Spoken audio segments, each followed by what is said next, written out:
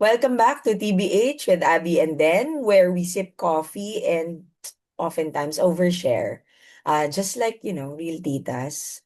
At sobrang excited kami today. Sa episode na to, we took a little break pero we made sure na pagbalik namin, maganda ang pasabog. Yes.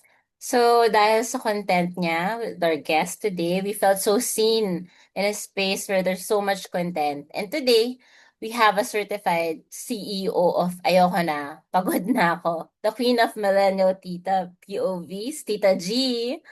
Welcome! Welcome! Hi. Hi, Abiden. Thank you for having me. Thank you for inviting me. I feel so honored with Wow. the title. Salamat. That was so generous. Salamat sa pagpapunlak, Tita G. I'm sure super super busy ka. And before we started recording, you did mention na, of course, meron kang day job, may daily Mm-mm. life, aside from Mm-mm. all the content that you produce. So, let's start with something deep and existential. Wow, grabe. Ano agad? Start with a bang. Oo, syempre. 30 minutes lang para hindi Tama, ko ano tama. di ba? So, how did you come up with this idea na millennial tita POV Mm-mm. yung Mm-mm. persona mo? Yeah, actually, this is consistent whenever I'm asked, like, how did I start? It's actually because ganun ako as a person. So I started this, I think, during the pandemic, so 5, 6 years ago. Mhm. And I was always dubbed as the tita of the group. And Oo. so, kahit saan, lumabas kami, nasa social setting, nasa office, ako yung tita nila. So might as well embrace my truth. So, yun, naging Tita G. Okay, was there a specific tita moment? Like, buying an air fryer o umiyak ka sa back pain mo, ganyan. I think I started with skits about yung bang parang lagi mong ginajudge yung mga tita sa grupo nyo kasi for example, lumabas kayo, kailangan mo ng gamot para sa sakit sa ulo or kailangan mo ng direksyon sa mall or nahihiya ka humingi ng water sa waiter. So kailangan mo ng isang tita figure in your life. So I figured like yun nga, parang ito yung mga funny realities sa mga acting tita sa buhay natin. So I made skits out of that. And yun, doon ko na-realize na, okay, marami rin pala akong mga, not just kaedaran, but nakatita na not necessarily within my age bracket. Kasi nga parang feeling ko yung pagiging tita encompasses different age levels. Parang feeling ko it's a mindset, it's a state of mind. So, yun. And ayun, na-surprise ako na maraming ang nakarelate at maraming ganun din yung feeling. Talagang pinaunlakan niya yung deep and existential gano'n. Diba? Talaga, mindset. Tita, is a state of mind. May Oo, na-pick up oo, ako agad doon. actually, yung ganda yun. Oo. So that was the moment. Actually, parang hindi siya single Mm-mm. moment, no? It's a collective Yeah. experience, di ba? Mm-mm. Mm-mm. So let's go to your influencer origin story. Parang Mm-mm. Marvel superhero na may mabigat lang na tote bag, no? Oh. Oh, yeah, yeah, yeah. So when you posted your first tita POV, did you expect people to relate or bala na si Lord? Ganon. Yeah. Yung unang-una ko kasi was like the tote bag nga na parang kung may kailangan ka ng, kung gutom ka, kung may sakit ka, kung kailangan mo ng payong, meron ako niyan sa bag ko. Well, nung pinost ko siya, I found it funny myself kasi parang pinagtatawanan ko yung akong ano yung ako. And of course, I think that was my first content. So low expectations. Ganun naman talaga eh. So bahala na, post mo na. Sige, let it out in the wild. And then surprisingly, that got the most traction. So sobrang mindless ko siya pinost sa parang sige, try lang natin. And then yun, dun ko rin na-realize na, okay, may audience pala tong ganito. At kaya ko palang magpatawa ng ganitong scale. Hmm. So it was a very surprising act. Hindi ko ay nakala na yun pala yung magti-trigger for me to continue creating content. Yeah. So, kasi ako nung first time ko na nakita yon, parang ako nga Mm-mm. napaisip pa nga ako, parang kaedad ko ba to? Parang mas bata pa sa akin. Pero super bangga talaga yung mga Mm-mm. experiences eh. Mm-mm. So I'm Mm-mm. sure, so you 'di ba, you talked about biglang nagkaroon ng good feedback yung tao Mm-mm. sa post mo ngayon na yun. Yeah. Let's talk about the struggles naman. So, Yeah. of course, being an influencer, 'di ba? Mindless posting turned into being an influencer. Yeah. You need the light, you need Yeah. water, attention, na all in all, in this space, it's the algorithm na hindi din natin maintindihan pabago-bago minsan. Yes, and sa atin lang dito sa podcast, parang minsan one episode, hundreds of listeners. Tapos, Mm, parang, okay, void, wala. I mean, yeah. wala, pero parang it's not the same outcome as before, diba? So, Yeah. Yeah, so super actually I posted about this recently no na yun nga kasi I've been creating content. Actually nagulat din ako na parang 6 years na din and fair enough. Meron nga talagang mga moments na talagang peak, may mga moments na parang ayoko na, hindi ko na to itutuloy. And siguro I'd just like to set it first na ako I always consider myself as a creator first. Mhm. And whatever I create, if it, if nag-produce siya ng good influence, then that's good kasi at least I'm influencing people to do good and be funny and have fun. So I think at the core, ang principle ko talaga is I'm a creator. So whatever happens, whether bumenta man yung aking nilabas or hindi, I created something and that should be enough. Alam mo, I also like to look at it like, for example, kasi as a creator, I also get paid. That's a reality naman, di ba? Mhm. I always think na when somebody engages me to do work, it's because I'm creating something. And it's, kumbaga, extra lagi yung kapag nakakapag-influence ako or kapag nakabenta ako or kapag nag-viral yung video ko. So whenever I have a hit video, then thank goodness kasi parang salamat, binagbigyan tayo ng algorithm, shinare, nagkataon, may nag-share. Pero pag hindi siya nag-hit, of course, initial reaction ko is nalulungkot ako. Pero if may isa or dalawa na nag-share or nag-repost or nag-follow because of that reel, whether it's a non-hit, I think feeling ko nagawa ko na yung job ko as a creator. And okay, move on. Gawa na lang ako ng iba pang mas relatable. Pero the fact na may isa or dalawa na natamaan ako at feeling ko merong mensahe na naglaan sa kanila, okay na ako dun. okay. So, yun laging motivation ko for me to keep on going despite the different algorithms and yun nga, trends. Nakaka-inspire naman yun. I'm a Oo. creator first, di ba? Yes. And even just one share or na may impact ka dun sa tao na yun is enough na. Yeah. Siyempre. Well, gusto ko yung yung mga essential oils mo. Yun talaga, yung mga products ako na. So, let's go naman sa creative blocks. Mm-mm. Different ngayon sa atin, being a millennial tita. Actually, Mm-mm. kahit ano namang artistic space talaga, sometimes Mm-mm. it's not nga the creative block, it's the low iron or lack of sleep that you have. Yeah. How do you deal with that? Or ano yung mga reasons then because of these creative blocks? Yeah, I'm sure no later on, I'm sure you can relate kasi the three of us in this call, Abby has work, Dennis also work. I also have a day job. So tama ka doon. Una sa lahat yung paano mo ba i-juggle yung schedule mo? Kasi like you have a full 9 to 5 and then after in between you have to think like, oh my gosh, ano yung next content na gagawin ko? And minsan sobrang hirap kapag sobrang dami mong iniisip. Like of course it's tax season or it's the peak season of your work. So ako, I think I'm just not so hard on myself. Like, sabi ko, if I grow, then I grow. And then, as long as meron lang akong pailan-ilan na from time to time, nagpapakita ako sa aking audience, okay na ako doon. So, I think it's more of a personal choice na hindi ko nilalagay yung sarili ko ng ganong pressure for me to create as many content. But siguro kahit 1 or 2 or 3 a month, as long as quality, yun, at parang naniniwala ako na okay naman siya, okay na ako doon. So I think at the end of the day, ayoko rin kasing parang ma-burn out because of something that I actually like doing. Kasi like, I'm sure you can relate. Tayo nag-work tayo. So we work because we need to earn money. It's our profession. Wala tayong choice dun eh. Kailangan natin itawid yun eh. Yes. Diba? Itong podcast nyo, yung aking content creation, it's something that we do because we like doing it. Parang it's our escape. So I don't want that to be the reason na mababurn out pa ako dahil dyan. Yeah. So yun yung ano ko din. So I'm sure kayo, if you feel that way as well.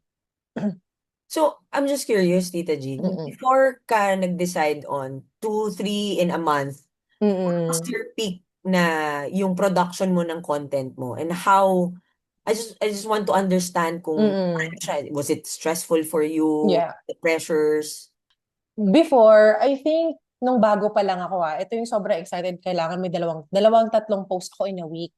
Wow. Like, oo, like, kasi there was a time, right, when TikTok was like really at its peak that everybody was racing kung may bagong trend, sasayaw, Yeah. mag-ano ka doon, Sasayaw ka, gagawa kayo ng trend, magduduet ka. So parang trend jacking kasi I think that was the fastest way to grow. Yeah. And then eventually, parang nagkaroon ng time na parang nag-slow down. People were looking for more quality content. Kasi you can say na, ay, ito sumasayaw lang to, or parang nakikisabay lang to sa trend, na mindlessly, like, unless dancer talaga siya, like, syempre iba naman yun. Pero, alam kasi ng mga tao if ano lang to, any lang yung content nito, or talaga bang meron siyang sariling niche.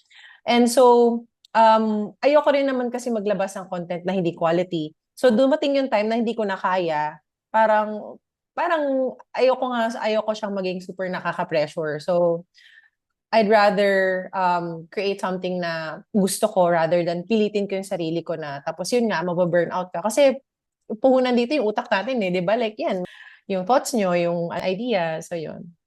Kasi nung nakita ko din, yung when we Mm-mm. started, we released Mm. weekly. Yeah. Oh my God, we cannot sustain this. Yes. Yeah. Aside from Oo. recording and editing, Mm-mm. ang clips. Yeah. Yes. May in-between clips ka pa. Tapos Mm-mm. we took a step back, we took a Yeah. vacation din na nag-release din kami. Tapos sabi, baka we can do every 2 to 3 weeks para, di ba, aside from having conversations with guests, other Mm-mm. perspectives, di ba, Mm-mm. kapag-isipan natin yung quality din Mm. what we bring to the people. Yes. And sa totoo lang, kung wala makikinig, when in 5 years, 10 years, when we look back, matatawa din tayo dun sa, Parang, ito pala yung laman ng yeah, isip natin. parang No? Mm. diary mo din, no? Na, Yeah. Yeah, so we were talking about Tita G, di ba? Creative Mm-mm. block. So, Mm-mm. anong ginagawa mo when you're stuck? Or parang Mm-mm. hindi ka makaisip kung what's the next? Mm-mm. I follow certain creators that I really look up to. So for example, Davao Conyo is my favorite and is also my friend. din. Pero sobrang, alam mo yung parang titignan ko kasi paano yung thought process nila pag gumawa sila ng content. And ano yung parang nagiging formula nila para mas maging sticky yung content. For example, TikTok and Instagram, dyan talaga ako nakababad. Like sabihin nila, di ba parang ngayon, sabi niyo, huwag kayo mag-doom scrolling and everything. Pero I find that as my source of entertainment din. I look up a lot of videos on TikTok and Instagram. I get a lot of inspiration from them. Sometimes I get inspiration from real life stories. So yung mga nangyayari sa opisina, kumain kami, may nagkwento. So sabi ko, pwede ko gawing skit yung kinwento mo sa akin. Kasi nag-resonate ako doon. So ano siya, actually depende. Yun nga, minsan life also imitates art and vice versa. So kung saan ako nakakuha ng inspiration din. Okay, so legit question. Do you have Mm-mm. a note app filled with random ideas? Like, tipong POV, nagpapakita ka na Mm. mayaman sa Uniqlo. Mm-mm. Mm-mm. Yeah, I have. I Kaya, actually, ganyan, oo. pag-iisip ka na parang, Oo. nanalo ako ng ganitong milyon. Ito yung, Yes. Actually, mga ganyan. Like, parang biglang may nabanggit yung isang tao sa ano. Or may nakita akong mga meme sa Facebook na, okay, pwede ko tong expand into a skit. I usually put it on my phone. Parang may notes app din talaga ako. Kasi, alam mo naman yung mga ano natin, mabilis na makalimot ng mga ganyan. yes. Yung attention span natin. Mabilis ko lumipat-lipat. So, tama yan. Ako, I put it in my notes. Or I always write it down. Kasi kung di makakalimutan ko na yung bukas. Tama naman yan. Ganyan din tayo, di ba? Pero syempre, di ba? Mm-mm. Parang sa short amount of time that we're having this conversation, ang dami mo nang na-share, Tita G. We're happy Mm-mm. about that. Pero Mm-mm. on a medyo personal level is Yeah. mental health. Of course, Mm-mm. Mm-mm. everything that we see, we do, you produce, and everything else, it affects mental health. So, Mm-mm. itong, sabi mo nga, 5, 6 years mo na to ginagawa, how Yeah. has it affected your mental health? Mm-mm. You know what?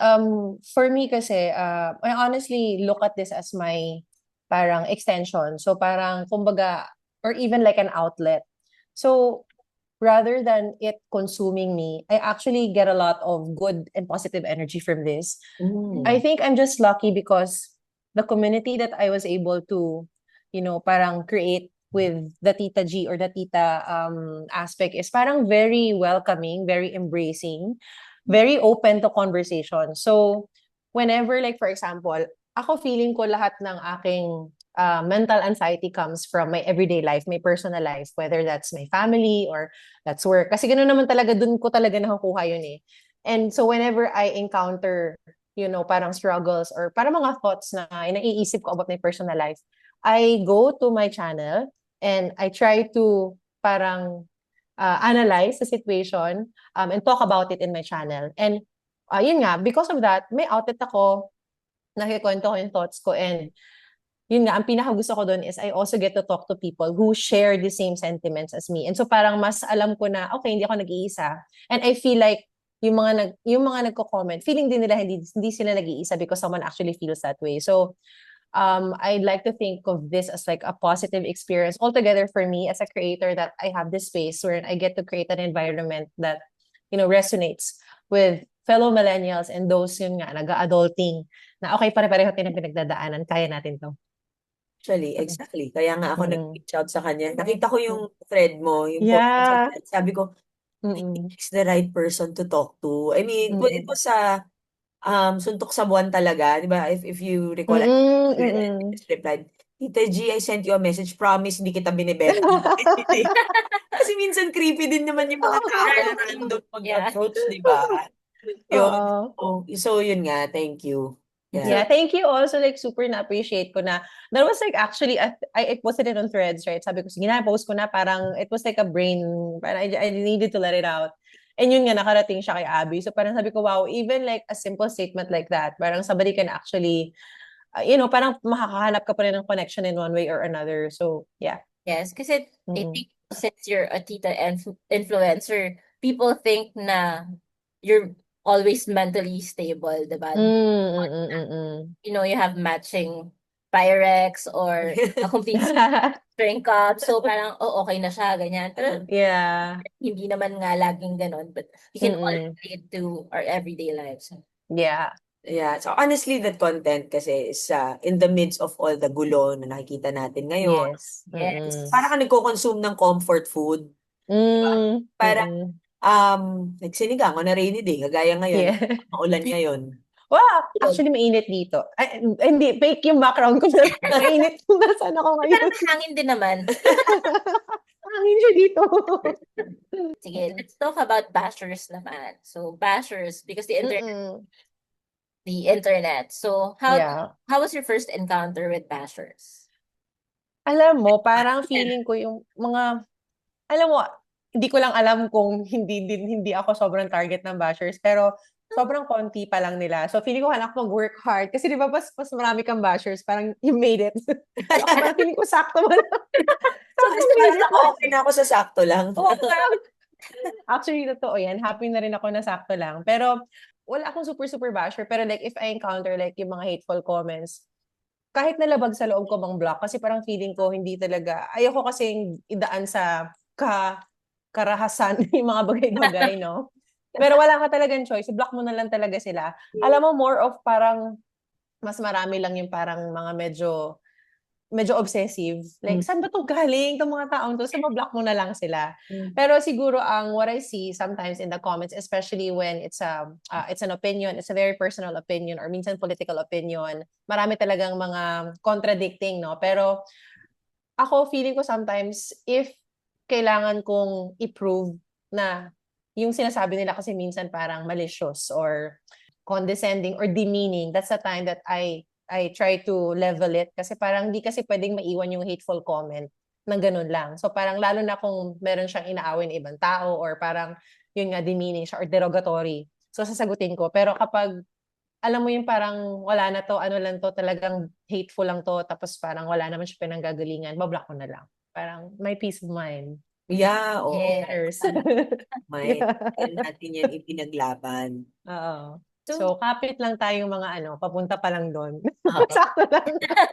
Okay, so dahil nga dyan, so what's your honest advice sa mga Mm-mm. creators who are worried about haters, aside from just ignore or block? Yeah. I think ako pinaka-importante talaga yung prinsipyo mo as a person. As long as your values are in place and you know your truth, I think it doesn't matter what people say. Stand your ground. Ako nga, hindi nga kasi ako naniniwala sa karahasan. Kaya if anything, I really try to be as nice as possible.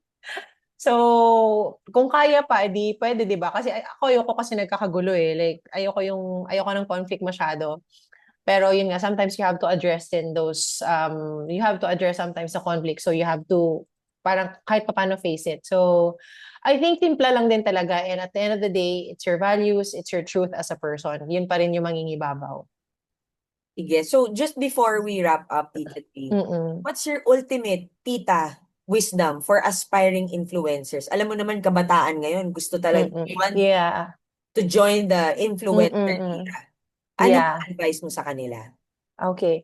I would like to say this from my standpoint as someone who has been doing this for the past 6 years and in my own way kasi nga iba-iba naman yung iba-iba experience per creator. Pero for me, pinaka-importante talaga and the reason why I still like doing it is because I think importante talaga yung pagiging genuine mo as a creator. Do something that is true to you.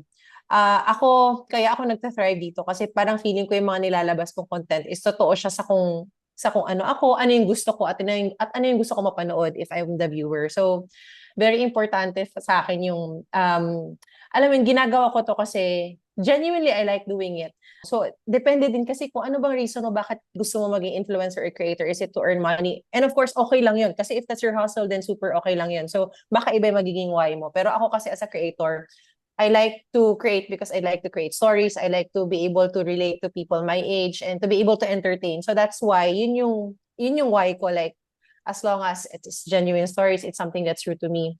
And I guess at the end of the day, ang pinaka-importante din, lalo na ngayon na sobrang saturated na influencer and creator market, is kailangan mindful ka lagi kung ano yung content na nilalabas mo. Will it positively impact people? Diba? What is the purpose of doing that? And vice versa din eh. So, not just as a creator, but siguro as someone who consumes content. So, I think kasi whatever you consume, yun din yung parang highly likely na ilalabas mong content.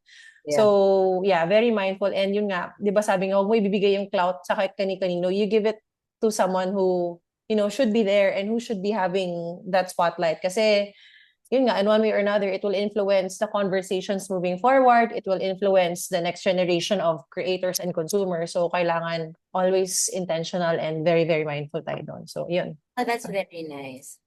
You have to know your whys talaga. Yeah. Mm-mm. Starting this Yeah. journey as creator influencer. Mm-mm. So for Mm-mm. those who are following us, at baka marami pang iba na ngayon ka pa lang din nila maririnig or Mm-mm. discover, can you share with everyone that's listening your socials? Yan. Yeah, of course. I am at the Tita G across all platforms, TikTok, Facebook, and Instagram. Ayan. So, yun. At the Tita Tita G. G. Yun lang, yun lang. Kailangan Oo. may D. Tita G. Oo, kasi yung ibang walang D, minsan may nagtatag sa akin, nagbebenta na pala, mga live seller pala. So, hindi po kayo live seller. Baka sa sunod, kung papasukin ko na yung venture pag may time na ako.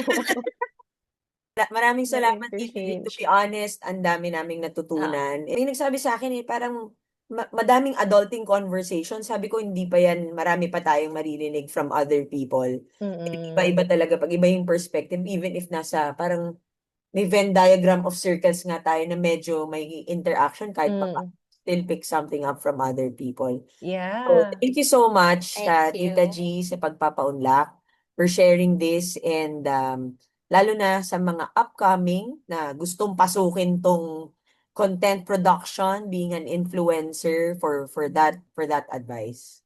Any Yeah. last words? No, I guess I'd also just like to thank you also for inviting me. And I know this is a very, the conversations that you actually are talking about in this podcast is, I think, really for our generation. So I also like what you said na it's really about pursuing conversations within our circle. Kasi I think we need to, find more voices. One way or another, may mga kwento tayo, di ba? At yun nga, it's surprising na may connection yung mga kwento natin. So I'm really grateful for the invite. Thank you for taking a chance also and inviting me. I really feel honored that I get to speak also with fellow millennials like you and share what I know and, yung mga stories ko din. So, maraming salamat. Okay, thank you so much. And to our listeners, okay, well, drink your water, check your bank apps, and be kind on the internet. Bye! Bye-bye!